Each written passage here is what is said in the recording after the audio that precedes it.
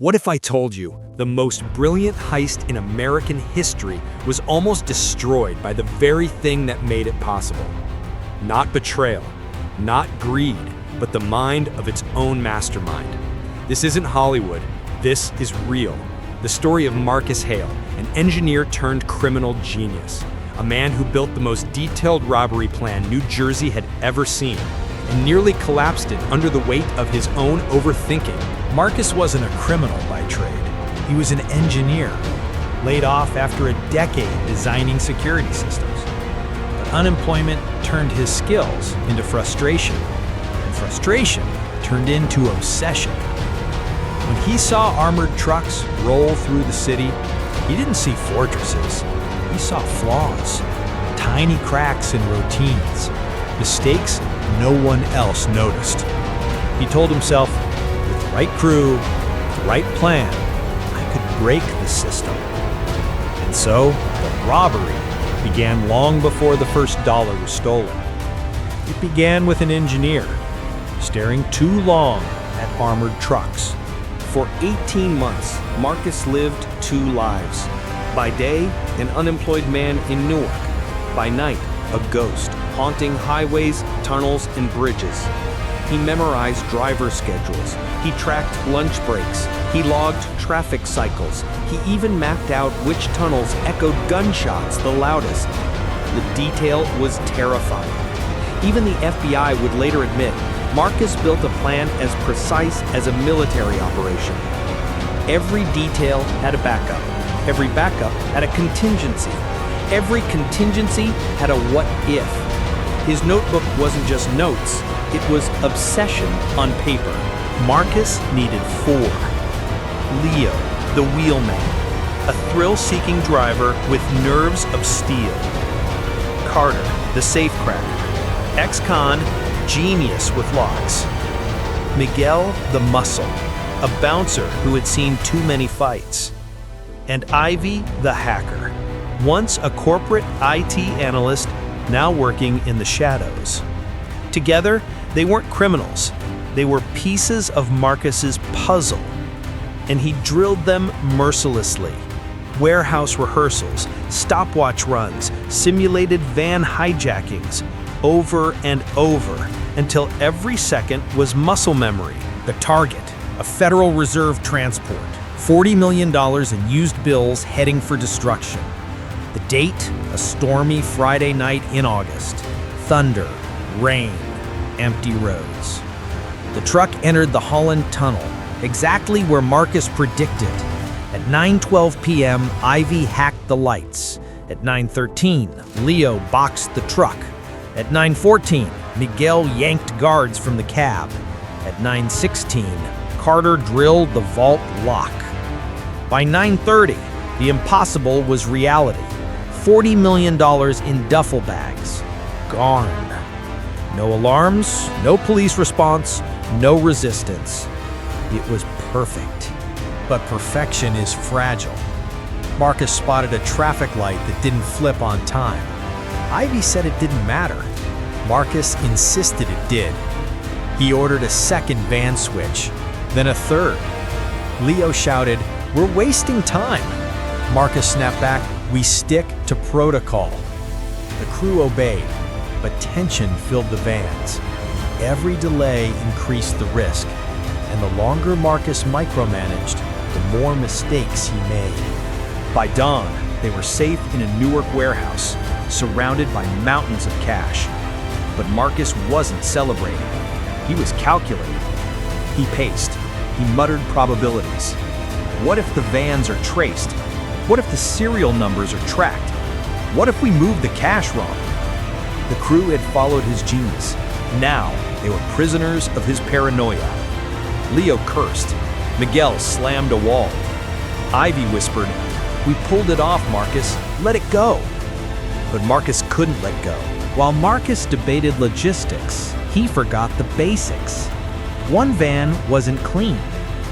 Inside, a single bag left behind. Inside the bag, fibers, fingerprints, a soda can. Evidence. When police found it 2 days later, the FBI was on the case. They called it the puzzle heist, and Marcus's obsession had finally given them the first piece. FBI task forces swarmed Jersey City. Cameras checked, neighbors interviewed, warehouses raided. The crew went underground, switching motels, burning phones, trading paranoia for survival. But the FBI followed crumbs. A sighting here, a fingerprint there, a hacked signal traced. The net was tightening. Pressure cracked the crew. Leo demanded his share. Carter accused Marcus of ruining the job. Miguel threatened to leave with half the money. Ivy, the calmest, told Marcus, "You built the perfect plan, but you're going to lose everything because you can't stop rewriting it." The paranoia spread. Cash was moved between safe houses so many times that half of it vanished in the chaos. The FBI built a task force overnight. They called it the puzzle heist. They profiled Marcus as the mastermind. Overplanner, engineer, likely obsessive-compulsive. They combed Newark warehouses, checked surveillance, followed van sales. The press exploded.